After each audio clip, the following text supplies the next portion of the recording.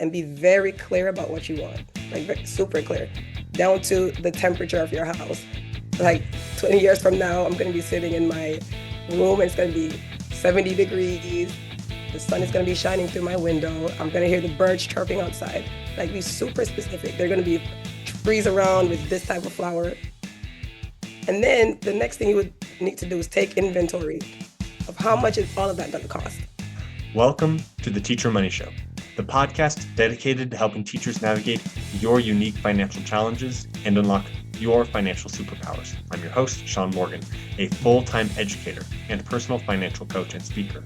And I'm here to help every teacher, whether you're a seasoned teacher looking for fresh insights or a new educator navigating your first paycheck, to have a richer wallet, classroom, and life. Before we begin, I want to invite you to a free webinar that I'm hosting on September 23rd, 2025 at 7 p.m. Central Time. It's called Your Financial PEMDAS for Guaranteed Success. Go to teachermoneyshow.com/webinar to sign up. Invite a teacher friend to come along with you and start building your financial success together. I'm super excited to have Chantal Mitchell on the show today. Chantal is a millionaire, money coach, investor, educator, wife, and mother. She is on a mission to turn 1,000 K-12 educators into millionaires. It's a pretty audacious goal. Through her money coaching program, the Money Classroom, she provides the tools, education, platform, and access to create the first generation of wealthy classroom teachers. She has a dream to get teachers the money they deserve, whether society decided to pay them what they're worth or not. She wants all teachers to have the choice to either stay in the classroom or leave when they're ready to pivot. She believes that no teacher should feel stuck in their job because of a lack of financial resources. I feel like there's an echo in here. I say these same things all the time. This is like exactly like you could put this on my website and it would match my mission and vision as well. So I'm super excited for this conversation. It's just a beautiful thing that you're trying to do. Chantal, welcome to the show. Thank you, Shaun. And I think that's why the universe brought us together, because of our very similar beliefs. Absolutely. And I'm just going to throw this out here. Maybe she doesn't want me to say this, but it's been a whole week of speaking to students. It's the first week of school for us when we're recording. And you might be able to tell that she's got a little bit of that first week voice going on, right? I think you all can feel that pain of like, man, I spent a whole summer not talking to anybody, and now I have to talk all day long, right? We've all been there. So we're going to give Chantal a bit of a grace on that, but she's got a lot of great things to say. So I'm super excited for us to have this conversation. Thank you. Thank you for saying that. Yes, my voice is all gone, but I'm going to power through. That's what we do as teachers. We power through. So you're a teacher. How did you get into education? How did you start educating? And then how did you get into personal finance as well? So, education, I accidentally fell into. I just went to a job fair in college, and they had a booth with free pens and free stuff. So I was like, let me grab some stuff. The recruiter spoke to me, told me to apply. Another friend encouraged me to apply, so I did. But when I visited the school, it was in Brooklyn, New York. When I did a walkthrough of the school, I remember saying to myself, oh my gosh, this is the type of school that I wish I went to as a kid. And that made me super excited to work there. So I told myself, I'm going to teach for 2 years and just go back to school. I wanted to be a physical therapist. So 2 years later, I got so good at being a teacher. I got so fulfilled for what I was doing that I didn't see myself stopping. And so that's what got me into education. But at the same time, I always had this big, lofty dream for my life and all these great things I wanted to accomplish. But I realized that the paycheck wasn't adding up fast enough for me to live that dream life that I wanted. And so I did a lot of research to find ways to make sure that I still get to live the life that I wanted while doing the work that I love doing. I love that. I mean, isn't that just like the story of any teacher who's interested in finance, but has the heart of a teacher, right? You get into Exactly. teaching, you fall in love with helping kids experience the world for the first time, learn for the first time. But then you're like, the the fulfillment I'm feeling is not matching the paycheck I'm receiving. Like, what can I do about that? I don't want to give up this feeling, but it would be nice to have a bigger paycheck, right? And that's really what we're trying to balance here. We don't need to have, $250,000, $500,000 a year paychecks or whatever to achieve what you're talking about. This great dream. But the median income that we're receiving can feel a little compacted when Yeah, compared to those dreams you might have. yeah, sure. So many teachers are feeling this, right?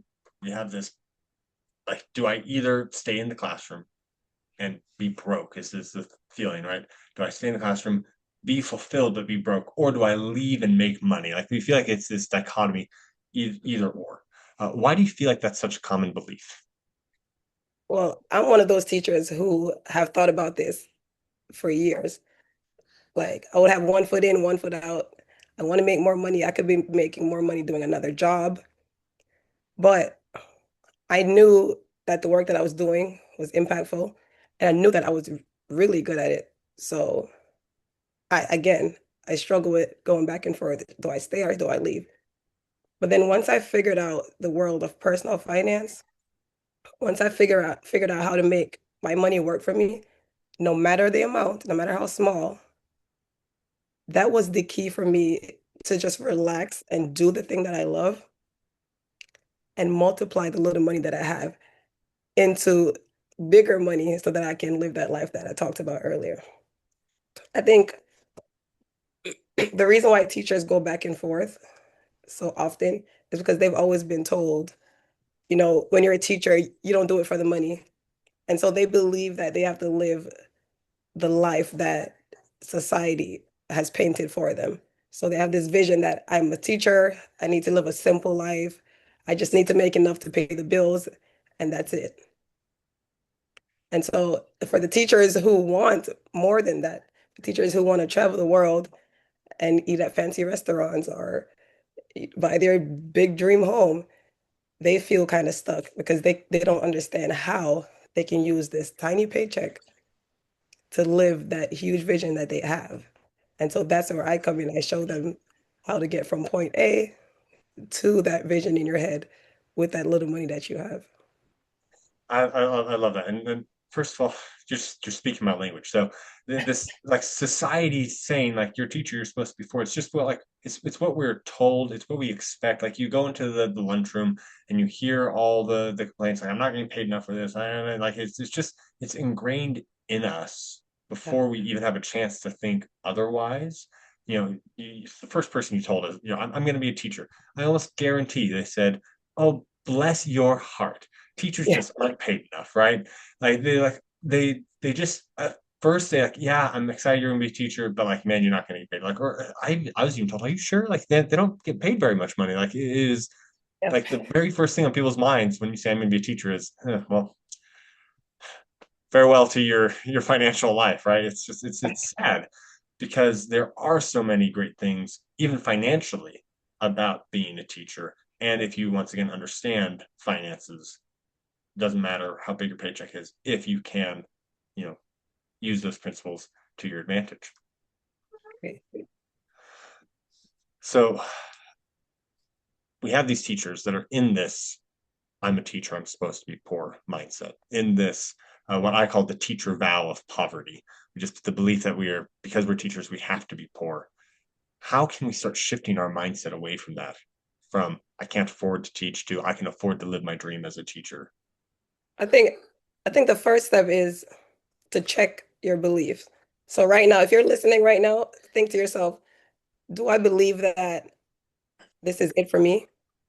Or do I have more that I want to accomplish? That's the first thing. And if you do have more that you want to accomplish, then I suggest teachers write it down, draw it out, paint a picture, whatever it is, and be very clear about what you want. Like super clear, down to the temperature of your house. Like 20 years from now, I'm going to be sitting in my room and it's going to be 70 degrees. The sun is going to be shining through my window. I'm going to hear the birds chirping outside. Like be super specific. They're going to be trees around with this type of flower. And then the next thing you would need to do is take inventory of how much is all of that going to cost. So this nice room that you're sitting in with the sun shining through, where is it located? What's the cost of living in that area? So then you can figure out how much money you need to have in order to live that life that you're dreaming of. And then the next thing you need to believe is that the money that you're making now is not the end all be all. Your teacher salary it doesn't have to remain that way. You can, as a teacher, you have so many skills. You can start a tutoring business to make more money. You can do consulting to make more money. You can create things. I mean, teachers are so creative. Those bulletin boards, those classroom setup videos that you guys post on the internet every year, you can leverage that to make more money. You can help other teachers do the same. And then you take all that extra money that you're making and invest it. Invest it in low cost index funds that are going to grow for years so that you have a nice, healthy retirement. You can invest it in another business. You can invest it in real estate so you can earn some income off rentals. You can literally take what you know, your expertise, turn it into more money for yourself so that you can, that dream that you have, you can accomplish it faster.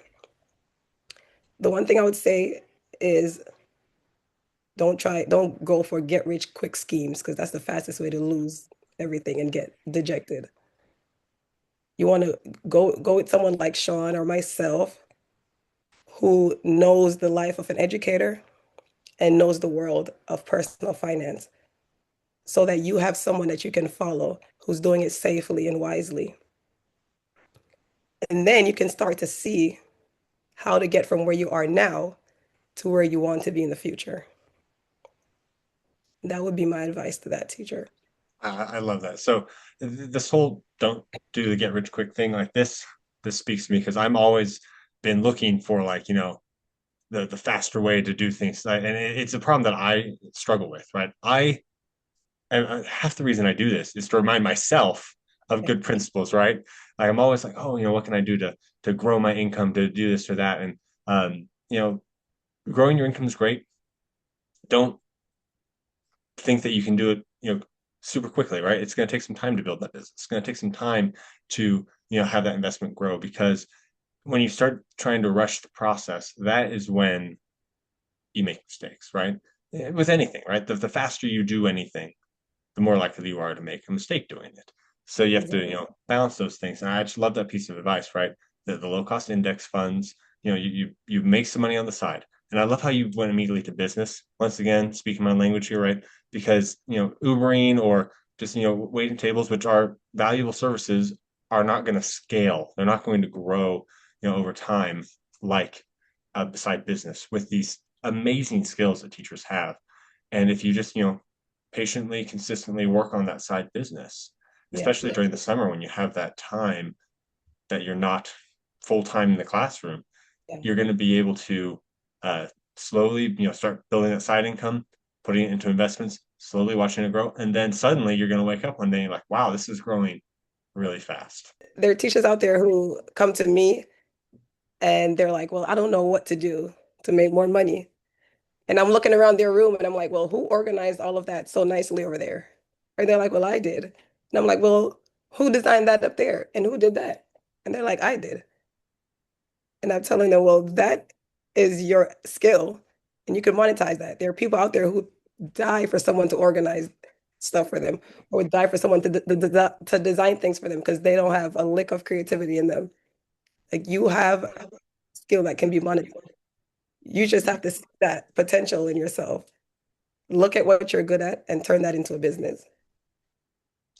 Yeah, I mean, I look at the number of skills that teachers use in a single day versus the number of skills that someone work like, I don't know, a coder uses in a single day. Like they're using a single skill again and again and again. But teachers are using like 12 at any second of the day, right? There's just so many skills that it takes to be a teacher. Uh, and any one of those things could be used. So find your like greatest strength as a teacher. And then you start drilling down on that strength. How can Right. that strength be monetized, right? Even if your greatest strength is like, I just know the content of my subject really well, that's something that can be monetized. Even if it's, I know how to organize my classroom really well, that can be monetized. Even if it's, I'm just really good at, helping my students stay on task, whatever it is. Like Right. there's someone else out there who wants to know, and you'll be able to find a way to monetize that.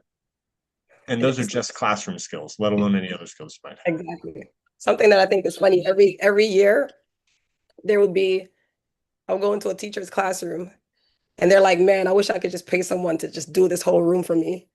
And then I'll go to another classroom and the room is all done up nicely.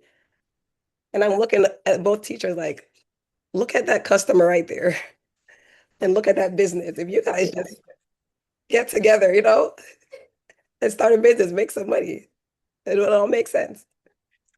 I love that. I love that.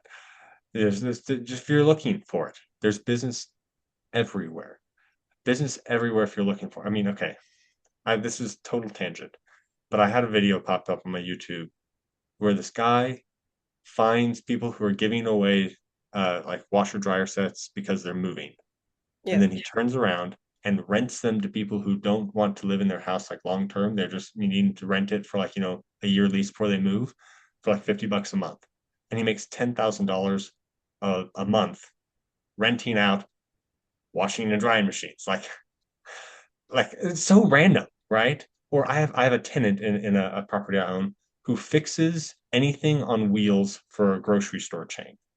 Like that's his job. It's just going from grocery store to grocery store at this, and it's his business. They like contracted to him to fix their anything on wheels, carts, things that move stuff around in the back. Like that's just what he does, and he makes like 20 grand a month doing that. I'm not saying that that's what you're going to do as a teacher, but like those are like the most random things that you have never thought of. I almost guarantee, and they're making great money, and it's because they saw a need and they filled it. Right? See a need and fill it. It's that simple for making money as a business owner. I agree. So we've talked about how you can afford it, right? We're not saying that like you're going to have this huge dream fulfilled on a teacher's salary. I think the biggest thing, because there's three steps in my opinion: earn more, spend less, invest the difference, right? That's what you need to do. And earn more is heavier for people who just don't earn a lot, right? But if you're making like 150, $200,000 a year, you don't have to lean as heavy into earn more. You have to probably lean more to spend less because you're used to spending more, right? Teachers are used to spending less. So if you just earn more and keep that spending the same, you're making that gap bigger, because as long as that gap is bigger, you can invest the difference. So we've talked about how you can earn more. Now I think the biggest thing is just figuring out how do we actually start, right? Uh, what do you think someone should do? If like, okay, I'm starting at zero, basically. Mhm. What is the first step in this The process? first step I would say is to take inventory of how much you spend every month. Right. So if that means going through your bank statements, going through your credit cards, and you could put in a spreadsheet. Sometimes the banking apps do this for you. How much am I spending every month? I'll give you numerical examples. If I'm spending $5,000 a month, and that's for my bills, that's for my eating out, that's for my saving, whatever it is, I'm spending $5,000 coming Your out every Diet month. Coke, let's be honest, teachers out there, whatever your special drink is, every teacher has one. You need to have your own budget category for that special drink. Exactly. That coffee in the morning, whatever it is. Okay. If I'm spending $5,000 a month, and now let's say my take home pay is also $5,000 a month, because this is a big problem for most teachers. They're like, at the end of the month, I have nothing left. I'll say, okay, you've paid your bills, you bought your coffee, you have $0 left. You have nothing to save and nothing to invest. At least you know how much you spend. The next thing I will do is figure out if I can cut something. So if I'm spending 5,000 a month and I only make 5,000, for example, I can cut a Diet Coke. All right. So that may free up $50 a month. At the end of that, at the end of the next month, and now that I have a free $50, I'm going to put that into my savings, because what I'm doing now is I'm building an emergency fund. That means if my tire pops next week, I'm going to have that money in my emergency savings to fix that tire without having to go into debt. So I'm going to take that extra $50 a month. I'm saving it every month. I'm not touching that money. The next thing I'm going to do is I'm going to figure out how to make more money. I'm a teacher. I don't know one teacher out there who doesn't have a skill that they can monetize. You could make lesson plans for people and sell it. Go next door to your friend and organize their classroom for them, whatever it is. You're going to make, and believe it, have no excuses. You're going to make additional money per month. So let's say the next month, let's say you start making an additional $200 a month. I'm still putting that 50 in my savings. Now the extra 200, I'm going to start investing that. I'm going to open up, assuming that you're already invested in your employer's plan. Now with this new extra 200, I'm going to open up my individual retirement plan that I can control, where I can select what I invest in. So you can go to Fidelity, Vanguard, Schwab, wherever, and open up your individual retirement account. Open a Roth IRA. And now you have that extra $200 a month to put in there. And you can contribute up to $7,000 a year right now. So now I'm putting 50 in my emergency fund and 200 in my Roth IRA. And I'm going to stop there because I don't want to overwhelm. If you're starting from zero, taking those two actions, spending a little less and earning a little more, is your first step. I'm going to pause right there. I mean, that's great. That's a great place to pause, right? And once again, spend less, earn more, and that's the difference. Those are the three steps. No matter how you say it, that's what it boils down to, right? And we were just talking about like the basics of how you do that.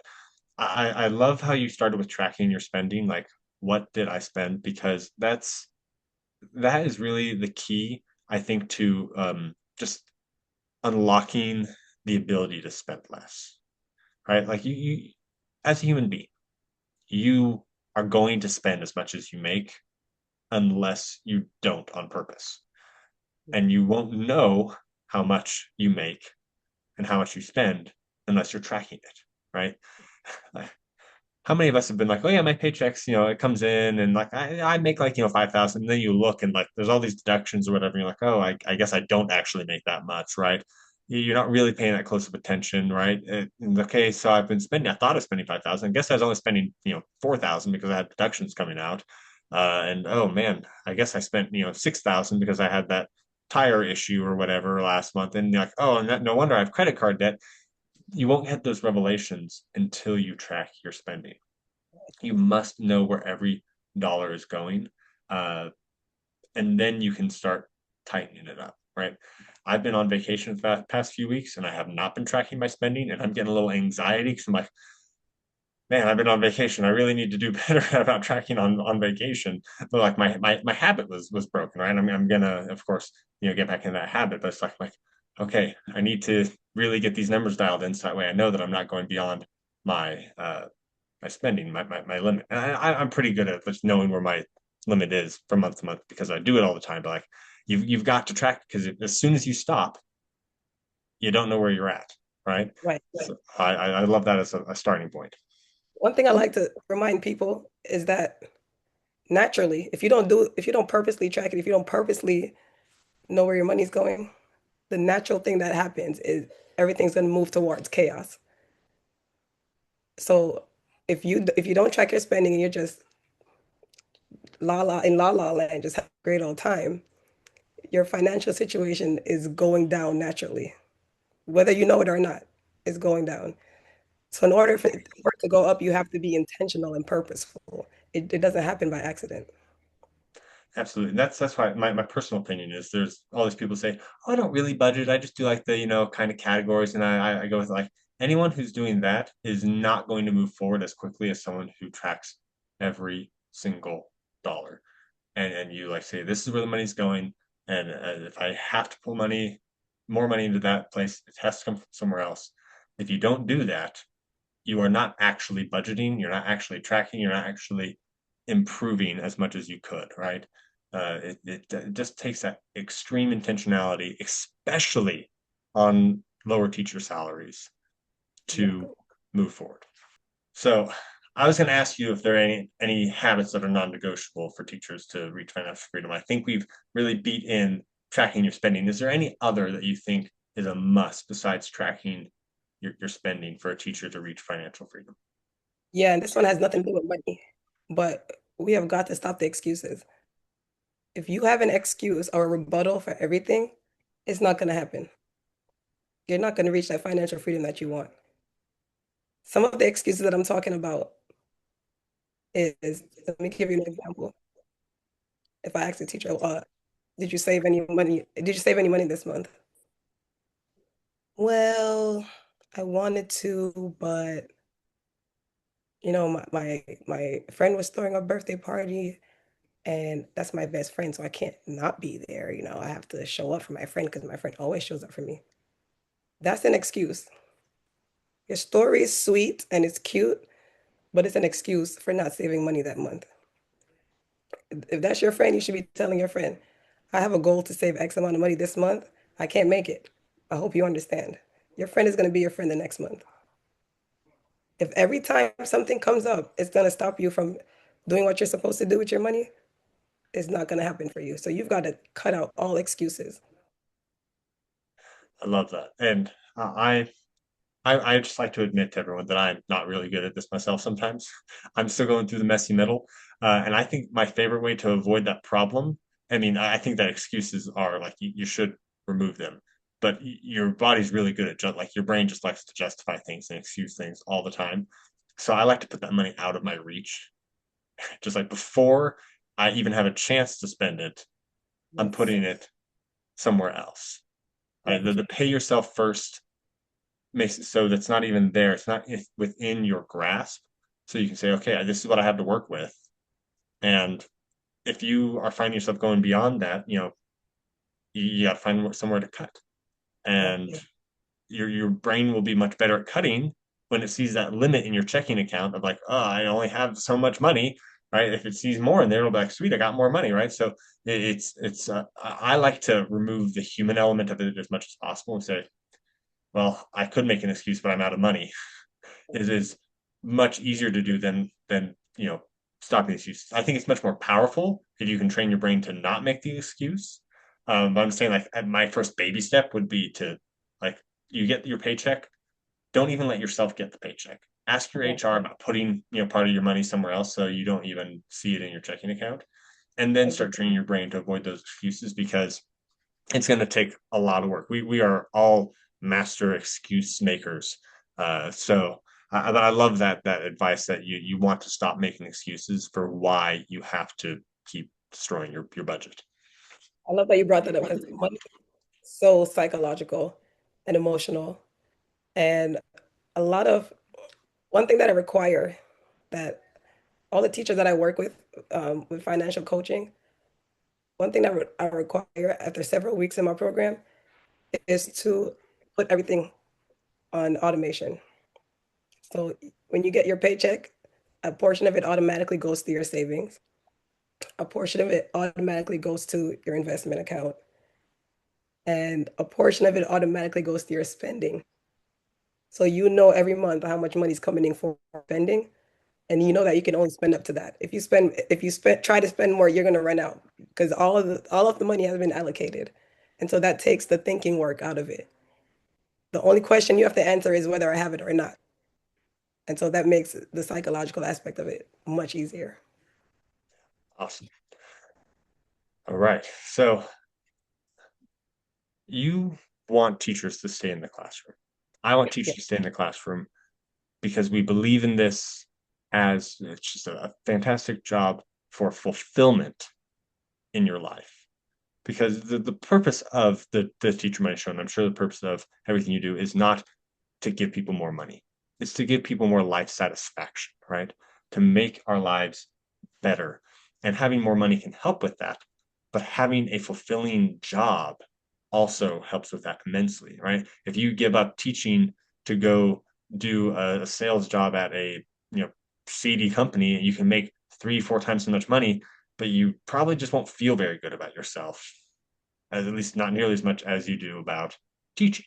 So we're trying to balance that, right? We want to be able to teach and feel that fulfillment, but also make enough money to be able to do the other things that money can do for us. So, why do you believe that staying a teacher is beneficial. Like people think, well, I can make money as on the side and all that stuff, and it'll be great. But like, is staying a teacher itself beneficial financially and for life satisfaction compared to doing something else? I'll say it depends. There's only a certain type of teacher that I want to stay in the classroom, and it's the teachers who are really good at teaching, aka the ones who are getting their students the results that they came for. So for example, if I'm thinking about elementary school, kids come to elementary school to learn how to read, learn how to write, and learn how to do math. If you're a teacher who's really good at that without burning yourself out, I want you to stay. I know the pay is going to be rough, but I want you to stay. So you're the type of teacher that I want to figure out this financial aspect of your life so that you can live that dream life that you have in your head and help our next generation be strong readers, strong writers, strong mathematician, and good citizens. On the other hand, if you're a teacher who's struggling, you're stressed out, your health is declining, your kids aren't learning anyway, I need you to run as far as way you can, as far as away as you can from the classroom. Because you're not helping yourself, you're not helping your family. If they don't have you healthy, you're not helping your family, and you're not helping the students because they're just they're just feeding off your stress. That's how you know teaching is not for you. But if you find joy in it every day, your students find joy in you teaching them. They're learning. We need you to stay. So if you're struggling financially and you're that great teacher that I'm talking about, get help today because we need people like you. We need the next generation to be awesome. We need them to be literate. And we're going to be old, so we need them to take care of us. So we want y'all to stay. Please reach out and find help so that you can have the money that you need to live the life that you love. So that's my piece.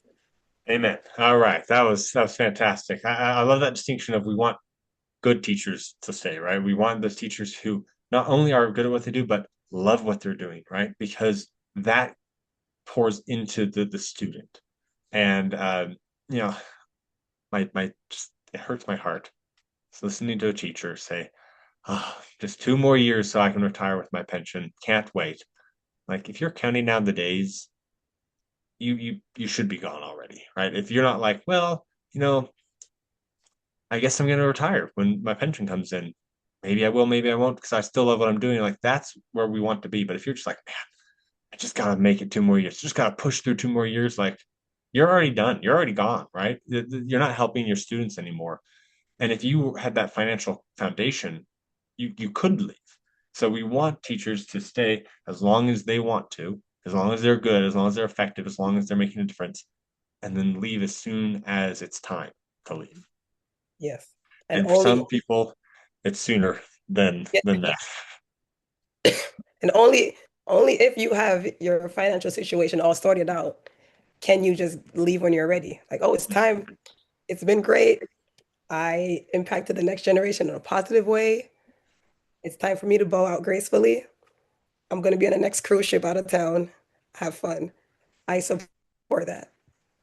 I love it. Next cruise ship out of town. That's great. So I just want to throw out there that a lot of people say that teaching it's like financially it's just a dead end, but luckily I have um, you know my fulfillment. But I would say that compared to a random 401k worker, there are actually a lot of benefits to teaching. If you're in a good 403b, right, with low fees, you know that's fine. But with the pension on hand, especially now with Social Security and pension being able to work together, that automatic savings for an automatic lifelong benefit compared to someone who's in a 401k who has to decide and keep making that decision to put that money in there and then hope for the market to return properly and make right decisions in retirement so that way they're not pulling out too much or like there's just so many more pitfalls in retirement for someone who's working just a regular job, the vast majority of people aren't saving for retirement properly or enough to get there. Well, as a teacher, like we are, you might be like, oh, I'm only getting like 70% or 65% of my take home pay. Like that's my take home pay, but it's actually 75% or 65% of your paycheck. I'm not sure if you looked at your paycheck lately. I just Yeah. looked at it this past week. I'm taking home like 65% of my paycheck because there's just so many things going into other things for my paycheck. So like you might think I'm gonna lose all this money. You're probably actually gonna get about what you expected to get anyway. So from month to month. So like that pension is powerful for teachers. Like just the long-term benefit of doing that. And then you have like, amazing things like public service loan forgiveness if you're in student loan debt, and we have summers off that we can build a business during the summer, which other people don't, and you don't have to take time off from work to go on a vacation because you have time during the summer. There's just a lot of things that compound as teachers that are so beneficial if we are financially literate enough to use them. So I don't want anyone to think being a teacher is destroying my financial life, because there's actually amazing benefits financially to staying in education. There are teachers who don't have a pension because we have private school teachers, we have charter school teachers that just have a different retirement system, Right. right? So for those teachers, they do have to consciously put away money themselves. They do have to learn about investing in their 403b and know that they have the power to choose what they invest in. It's not a lot to choose from, but they have the power to choose where their money goes in those retirement accounts. And I think for those teachers, it's even more complicated because they can't say that I'm relying on my pension when I retire because there is none. And so for those teachers, I think it's even more urgent to learn how money works and to learn how your retirement works so that you can start taking action right now. Because unlike the pension plan where it does it for you and you just open up your eyes one day and you just have money coming in, you have to set that up for yourself. And so if you are a charter school teacher, private school teacher, or any teacher that's not on a pension, you need to reach out for help and figure that out right away. Absolutely. And I like to talk about pension because I feel like that's something that a lot of like the generic financial advice doesn't cover. But full disclosure, I don't have a pension. I just my school doesn't offer one. I work for a charter school, so I'm in that boat. But I have the 403b set up, and it's going. So it is something to consider if you're not in that. But I'm wanting to translate the pension idea into what teachers are thinking through, because a lot of people don't realize, like, if you're bringing home $40,000 on a pension, that's worth $1 million in a retirement account, right? Yeah. That's a significant amount of money that someone in a 401k job would have to put away to get that same benefit long term. Yeah. And I'm finding a lot of people don't even count their pension when you ask them, well, how much money do you have or what's your net worth? They don't, or how much you're going to be making when you retire. They don't even count that because you're not even thinking about it because it's like out of sight, out of mind. So I'm glad you brought that up. Okay, so just a couple more questions to wrap this up. Uh, if someone is feeling trapped, Mhm. like they have to choose between staying in education and living fulfilled, or leaving education and reaching financial freedom, what do you want them to do? How can they start changing that mindset today? I think that's the big thing. Like, we've got this mindset trap. Is there like any mental things that they can do to start working on it? We've talked about like the financial side, but mentally, what can they do to get out of that trapped mindset? I think I want to go back to the belief part. And the first thing I want to say to that teacher, if you feel trapped right now, is again, what do you want out of life? Be clear about that and think about where you are right now. What is that gap? What's stopping you from living that life that you want? You need to answer that question first before you can take action. Otherwise, you just be following what people say for you to do, like a robot with no with no understanding of why you're doing it. And that's going to lead you back to square one. So first, determine what you want your end goal to be. Determine where you are right now and find that gap. I can give you an example.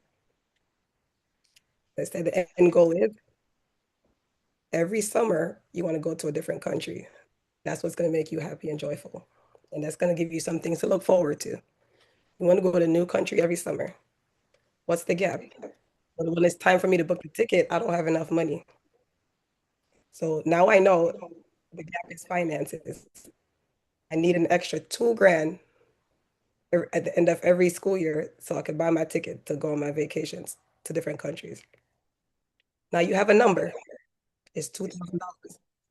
I'm teaching for 10 months out the year. So I know I need to put away what, $200 a month? So now you have a step. I need to make $200 extra every month to go on this vacation to live my dream life. Look around your house. Look around at your hands, your skills, what you can do, your brain.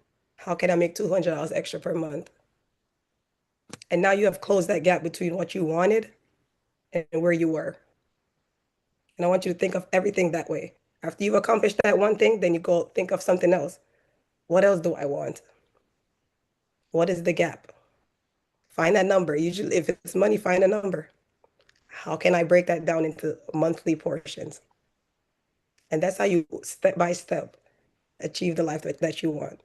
Put a number to it and take action to meet that number. And let me say, if you are wanting $200 a month, it, there's been studies that have shown that anyone can adjust to a 10% difference without hardly noticing it. I guarantee you're bringing home more than $2,000 a month if you're teaching pretty much anywhere in the United States, even if you're a first year teacher. So you might not even need to get more work. You just might need to do that thing where we separate it out and say, this money is going towards my dream, right? And you should be able to handle that. And of course, getting more income is great, but I think that we feel like some of these goals are outside of our grasp, like we can't make it. But then if you put that number to it, you go, oh, it's only this much. What could I do? And it might be as simple as just put that aside, so that way you're not seeing it, not spending it, and you can make it. Right. So true. All right, last two questions for you. The same questions I ask all my guests. What is your number one tip for teachers to have a richer wallet, classroom, and life? My number one tip is to remember that teaching is also a job. And remember, don't ever let your job control your entire life. Find your joy. Find your joy. Find what excites you and make that the central purpose of your life.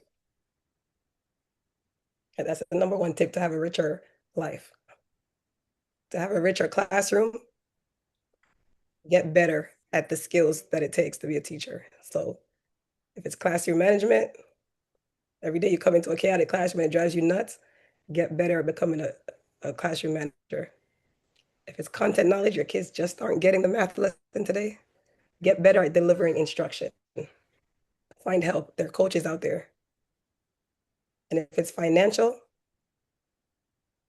learn how much you spend every month, spend less,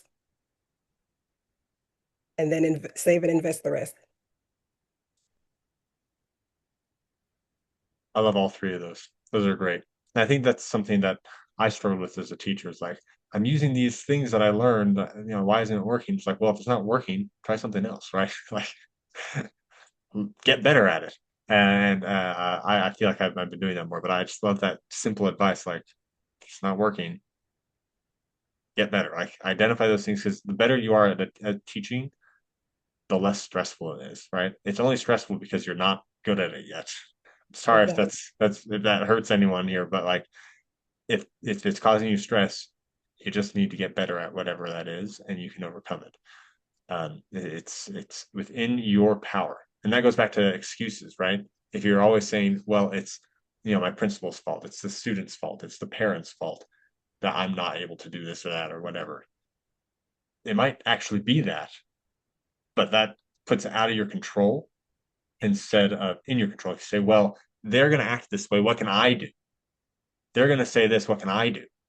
Taking that lotus control on yourself allows you to make a difference and to Exactly. overcome that stress. So, a beautiful, beautiful piece of advice. I love it. All right. So, you are that millionaire teacher, right? I'm sure people are intrigued. You've been talking about financial coaching. If a teacher is connected with your story, they'd like to work with you, uh, how can they contact you? All right. On Instagram, That Millionaire Teacher, spelled all the way out. I just named myself that on the video. So it's right there in my name on the Zoom call. That Millionaire Teacher. And email, it's info at thatmillionaireteacher.com. So you can shoot me an email or you can just jump in my DMs on Instagram. I love to have a conversation. Yeah, I mean, I can attest to that.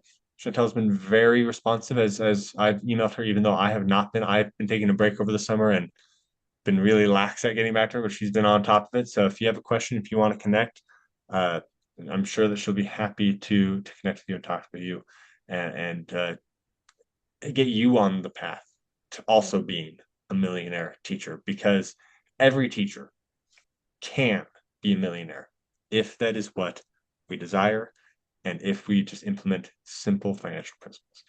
Chantel, thank you so much for coming on the show today. This has just been an absolute blast. Awesome. Thank you for having me, Shaun. Chantel, that was a fantastic show. Thank you so much. I loved that conversation. You might have been able to tell I was just enjoying myself so much because of how much we vibed, how much we connected on just the same wavelength on how to help teachers become millionaires because that's our shared goal. We want teachers to be millionaires because if you become a millionaire, you are able to live the life that you want, but you also shouldn't leave the classroom if you're a good teacher who needs to stay to help their students. So I was super excited to have this conversation. And now I can't wait to give you the clip notes to remind you of the great things that Chantel had to say. Number one, view your dream like exactly what do you want the temperature of your house to be. I love this. Like, know exactly what you want. I call it starting with why, your purpose, whatever it is, start there. But I love how hers was specific because you can put a dollar value to that exactly. So put a dollar value to it and say, okay, what do I need to do? What's the gap? And how can I fill that gap? I love how much control that puts in your life because you know exactly what the gap is to get there. Number two, don't get rich quick. I've struggled with this myself. I always, see something that I'm like, oh man, maybe I could do that, and like, it helped me expand my income, and I'd be able to invest more. Uh, you know, nice and slow is the path to become wealthy. You're more likely to make mistakes if you're looking for get rich quick schemes. So just, find ways to dependably increase your income over time and invest more in low cost index funds. That's the idea here. Number three, all teachers have a skill that can be monetized. You have to believe it. I love this. Believe it. Just like tell yourself, look in the mirror. I have a skill that can be monetized. I have a skill that can be monetized. Or what name the skill? I can monetize my skill of organization. I can monetize my skill of classroom management. I can monetize my skill of math as an accountant. I don't care what it is. Whatever skill you have, tell yourself that you can monetize it and do that on the side. Build a side business, monetizing your skills, especially during the summer. So that way you have that higher income to invest. Number four, the first step to anything is tracking your spending. Have I not said this a million times? The first step is to track your spending. You can't know where you're going unless you have your spending tracked. You can't intentionally go up. You can't avoid the chaos unless you know where every dollar is going. So that's huge. Track your spending. Number five, stop making excuses. This one kind of stung me a little bit. I'm like, oh man, I've been doing that lately. I've been making excuses. Uh, don't don't allow yourself to make excuses. If you need to automate to avoid that at the beginning, until you can retrain your brain, do that. But you need to train your brain to stop making excuses. That way you are dependably saving money every single month, regardless. And then number 6, remember teaching is also a job. This one is huge. Don't let it control your entire life. You teach because it's work. It's also something that can bring fulfillment, but find your joy and lean into that. If you let teaching consume you, you might not ever find your joy, because there is great joy in teaching, but there is great joy in the life we lead outside of our job. So don't let your job consume you. Those are my top takeaways, the cliff notes for this episode. And regardless of how you build your wealth, regardless of what your dream is, just remember that as a teacher, you are already rich. Your wallet just needs to catch up. If you would like help on your personal financial situation, go to teachermoneyshow.com/coaching and you'll be able to find different ways that I can help you there. If you would like to participate in spreading this message of financial empowerment to teachers, I would encourage you to talk to your administrator or to your district level about going to ShaunKMorgan.com to find more information there. And regardless of which one of those you need, please like and subscribe so that way we can spread the reach of this more. Leave a 5-star rating and review. That's going to help more teachers find this, and then turn around and tell a teacher friend. I really appreciate it. The contents of this podcast are informational in nature and are not legal or tax advice, and neither I nor my guests are engaged in the provision of legal, tax, or any other advice. You should not act upon this information without first seeking appropriate advice from an accountant, financial planner, lawyer, or other professional.